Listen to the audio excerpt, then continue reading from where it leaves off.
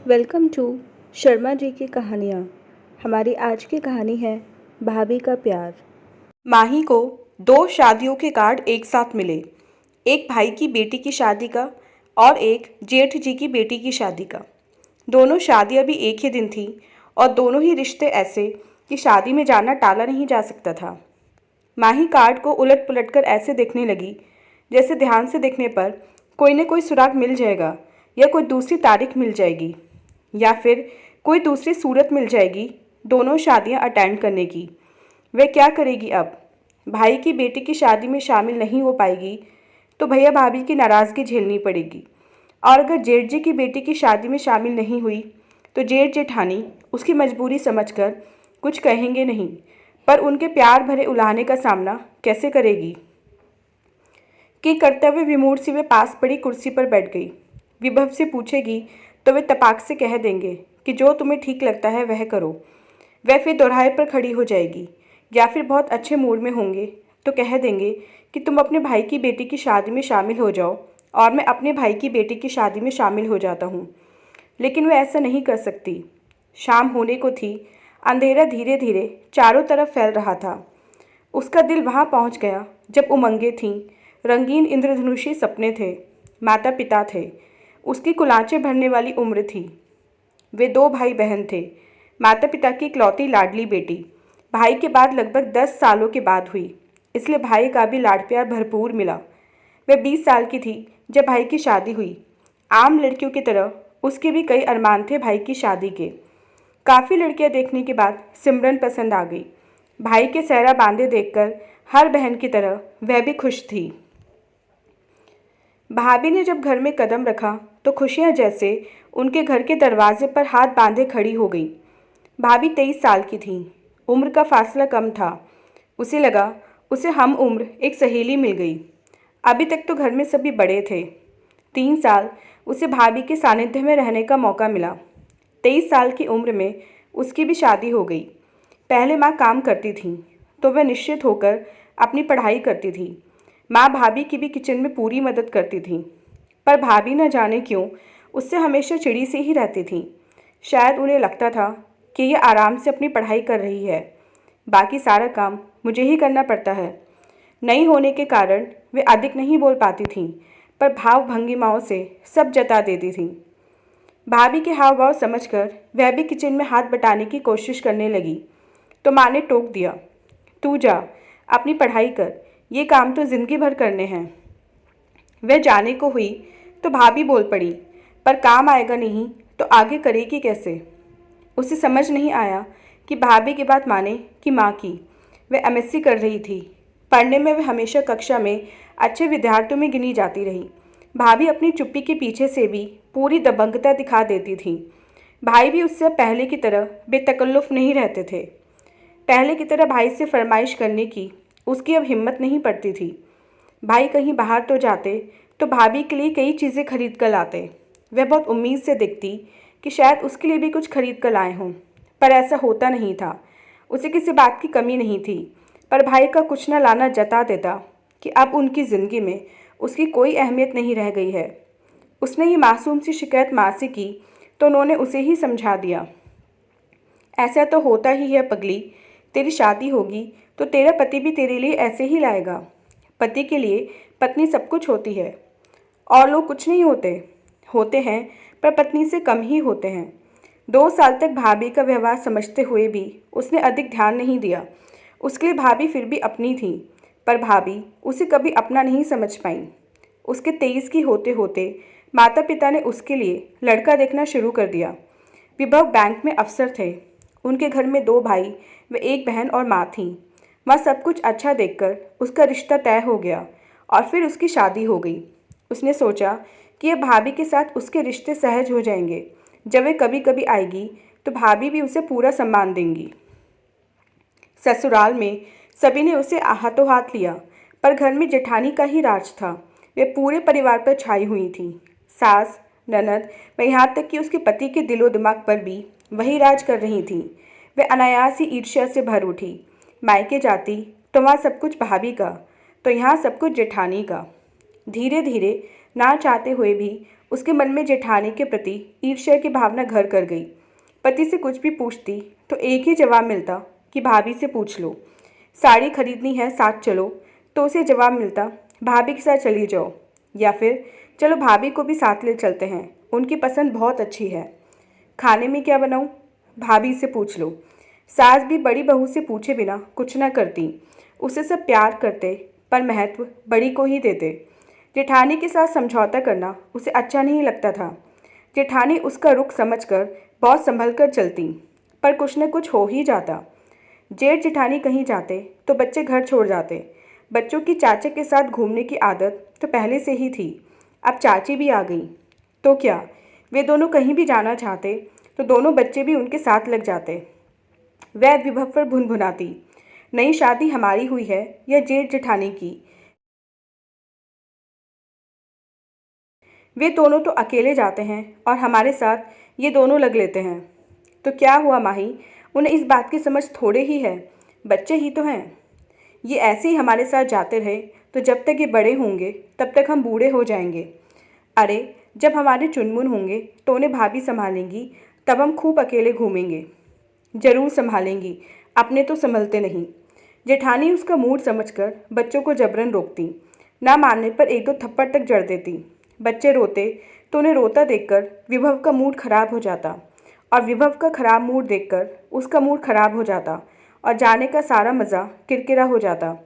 उसे जेठानी पर तब और भी गुस्सा आता, लेकिन जिन बातों में वह जेठानी के साथ समझौता नहीं करना चाहती थी, उन्हीं बातों में भाभी के साथ समझौता करने की कोशिश करती, उन्हें खुश रखने का प्रयास करती ताकि उनके साथ संबंध अच्छे बने रहें। भैया भाभी कहीं जाते तो थोड़े दिन के लिए मायके आने के बावजूद वे भाई के बच्चों की देखभाल करती, उन्हें अपने साथ घुमाने ले जाती, चॉकलेट आइसक्रीम वगैरह खिलाती, पर भाभी उसे फिर भी खास तवज्जो ना देती। माही उस घर को अभी भी अपना घर समझती, फिर वही पहले वाला हक ढूंढती, पर उसकी सारी कोशिशें बेकार हो जाती। भाभी उससे मतलब का रिश्ता निभाती, इसलिए उनमें आत्मीयता कभी नहीं आ पाई। वह जब जब भाभी के साथ किचन में कुछ करने की कोशिश करती तो भाभी उसे साफ जता देती कि अब उनको उसका अपने किचन में छेड़खानी करना पसंद नहीं। वह 2-4 दिन के लिए आई है, माँ के साथ बैठे और जाए। फिर उसके बच्चे हुए तो सास बुजुर्ग होने की वजह से उसकी अधिक देखभाल नहीं कर पाई, पर जेठानी ने अपना तन मन लगा दिया, माँ जैसी देखभाल की उनकी। देखा माही, भाभी कितना ख्याल रखती हैं तुम्हारा। मैं कहता था ना कि उन्हें समझने में तुम गलती कर रही हो। जेठानी की देखभाल सुबह पिघलने को होती तो विभव की बात से जल भून जाती। पहले बच्चे के समय जब माँ ने बार बार कहा कि अब थोड़े दिन के लिए मायके आ जा, तो 1.25 महीने के बच्चे को लेकर वे मायके चली आई। विभव से कह आई कि बहुत दिनों बाद जा रही हूँ, इसलिए आराम से रहूँगी, तुम्हें तो वैसे भी मेरी ज़रूरत नहीं है। जेठानी ने जाने की बात सुनी तो मना किया, तुम अभी कमज़ोर हो माही, खुद की वे बच्चे की देखभाल नहीं कर पाओगी, यहीं रहो, थोड़े महीने बाद चली जाना। मेरी माँ व भाभी मेरी देखभाल करेंगी। भाभी का स्वभाव जानते हुए भी वह बोली। मायके पहुँची तो खुश थी वह, इस बार लंबे समय के लिए आई थी। जब घर पहुँची तो भावुक होकर माँ व भाभी से मिलना चाहा, पर भाभी का उखड़ा मूड देखकर उत्साह पर पानी फिर गया। माँ भी बहुत उत्साहित नहीं दिखी। लगा माँ ने रीति रिवाज निभाने व उसका मन रखने के लिए उसे मायके आने को कहा था। शायद उन्हें सचमुच विश्वास नहीं था कि वह आ जाएगी। ससुराल में जेठानी उसके आगे पीछे घूमकर उसका ध्यान रखती, बच्चे की पूरी देखभाल करती। सास हर समय सबसे उसका ध्यान रखने को कहती। उसका बेटा सबकी आंखों का तारा था। वहीं मायके में माँ की भी काम के करने की एक सीमा थी, फिर भी उनका पहला ध्यान अपने पोते पोतियों पर रहता था, नहीं तो बहू की नाराज़गी मोल लेनी पड़ती। भाभी को तो उसकी देखभाल से मतलब ही नहीं था। जो खाना सबके लिए बनता वही उसके लिए भी बनता। एक दिन रात में तबीयत खराब होने की वजह से वह बच्चे की देखभाल भी नहीं कर पा रही थी। माँ ने रोते हुए बच्चे को उठा लिया, पर उसका पेट दर्द रुक नहीं पा रहा था। माँ ने हार कर उसके भाई के कमरे का दरवाज़ा खटखटा दिया। बहुत मुश्किल से भाई की नींद खुली। उसने दरवाज़ा खोला। बेटा, माही की तबीयत ठीक नहीं है, पेट में दर्द हो रहा है। क्या माँ, तुम भी ना छोटी छोटी बातों के लिए जगा देती हो। अरे परहेज़ वगैरह वह कुछ करती नहीं, हाजमा बिगड़ गया होगा, कोई दवा दे देती, बेकार में नींद खराब कर दी। सब कुछ करके देख लिया बेटा, पर दर्द रुक नहीं रहा। तो दर्द की कोई गोली दे दो। इतनी रात में मैं क्या कर सकता हूँ? और तुम भी माँ, कहाँ की जिम्मेदारी ले ली।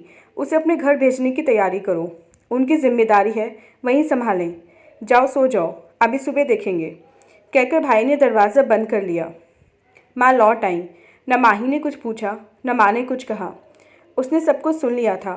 सारी रात वह दर्द से तड़पती रही। माँ सिरहाने बैठी रहीं, पर भाई भाभी ने सहानुभूति जताने की कोशिश भी न की। सुबह पेट दर्द कम हो गया, पर तबीयत फिर भी ठीक नहीं थी। लेकिन भैया भाभी ने यह पूछने की जहमत नहीं उठाई कि रात में तबीयत ठीक नहीं थी, अब कैसी है।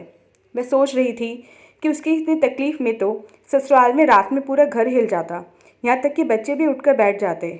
यहाँ माँ के अलावा सब सो रहे थे। सोचते सोचते उसका मन भारी सा हो गया।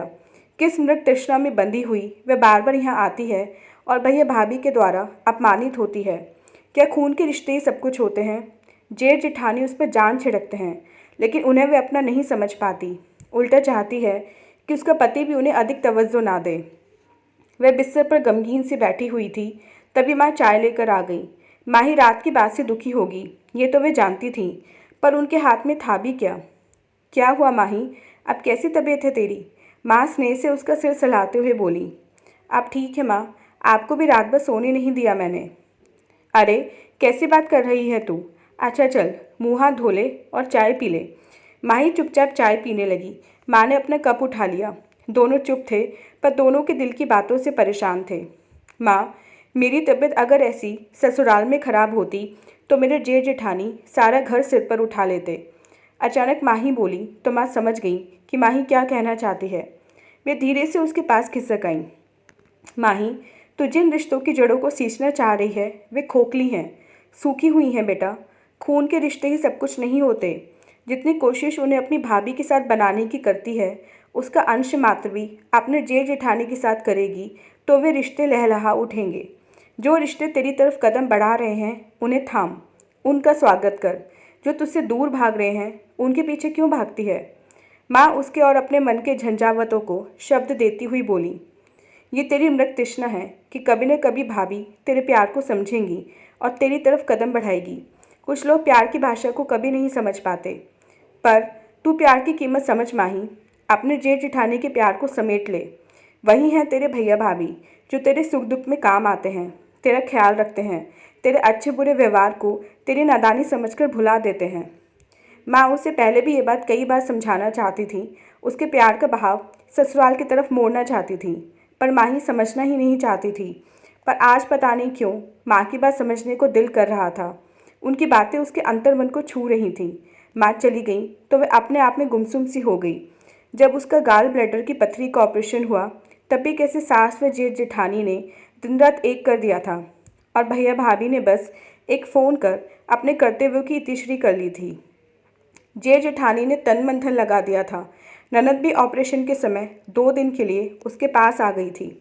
आज पिछली सारी बातें जैसे साफ हो रही थी। उसकी आंखों पर पड़ा भ्रम व मोह का पर्दा हट रहा था। आज पहली बार वह समझ रही थी कि जो उसे अपनाना चाह रहे थे उन्हें वह ठुकरा रही थी, और जो उसे ठुकरा रहे थे उन रिश्तों के पीछे वह भाग रही थी। सच, वे भी तो भैया भाभी हैं जिनसे उसे प्यार मिलता है। उसके न सही, उसके पति के हैं तो उसके भी हैं। वे रिश्ते भी तो उसके अपने हैं। वह उठकर चुपचाप सामान पैक करने लगी। तभी माँ कमरे में आ गई। क्या कर रही है माही? उसे सामान पैक करते देखकर माँ बोली। अपने घर जा रही हूँ माँ, अपने भैया भाभी के पास। माँ चुप हो गई। दोनों माँ बेटी बिना शब्दों के कहे भी एक दूसरे के दिल की बात समझ गई थी। दूसरे दिन माही ससुराल लौट आई। उसे वापस आया देखकर घर में सास, पति, जेठ जेठानी सभी खुश हो गए। किसी ने उससे नहीं पूछा कि वह इतनी जल्दी क्यों लौट आई। धीरे धीरे समय कुछ साल आगे सरक गया। उसके बच्चे थोड़े बड़े हो गए, फिर उनका तबादला दिल्ली से कानपुर हो गया। समय धीरे धीरे सरकता रहा। माता पिता व सास का साथ समय के साथ छूट गया। माँ के जाने के बाद मेरठ जाना बंद हो गया, लेकिन दिल्ली जेठ जेठानी के पास त्योहार व छुट्टियों में आना जाना बना रहा। तभी घंटे की आवाज़ सुनकर वह चौंक गई। शायद विभव ऑफिस से लौट आए थे।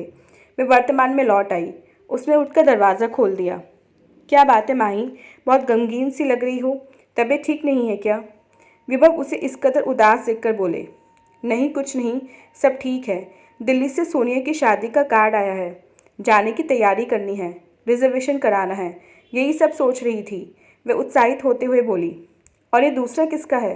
विभा दूसरा कार्ड उठाते हुए बोले, यह मेरठ से आया है। माही लापरवाही दिखाते हुए बोली, आप बैठकर देख लो, मैं चाय बनाकर लाती हूँ। कहकर माही उठकर किचन में चली गई। थोड़ी देर बाद 2 कप चाय बनाकर ले आई। अरे, यह तो साले साहब की बेटी की शादी का कार्ड है, वहाँ भी तो जाना होगा।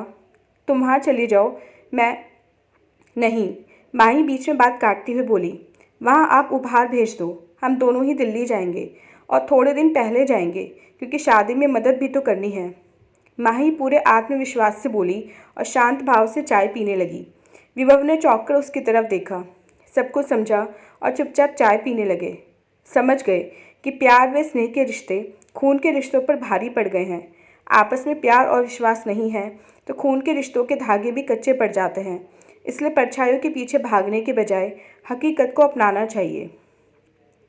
तो दोस्तों, ये थी हमारी आज की कहानी। उम्मीद करते हुए कहानी आपको पसंद आई होगी। मिलते हैं अपनी नेक्स्ट वीडियो में इससे नेक्स्ट कहानी के साथ। तब तक के लिए आज्ञा दीजिए। धन्यवाद।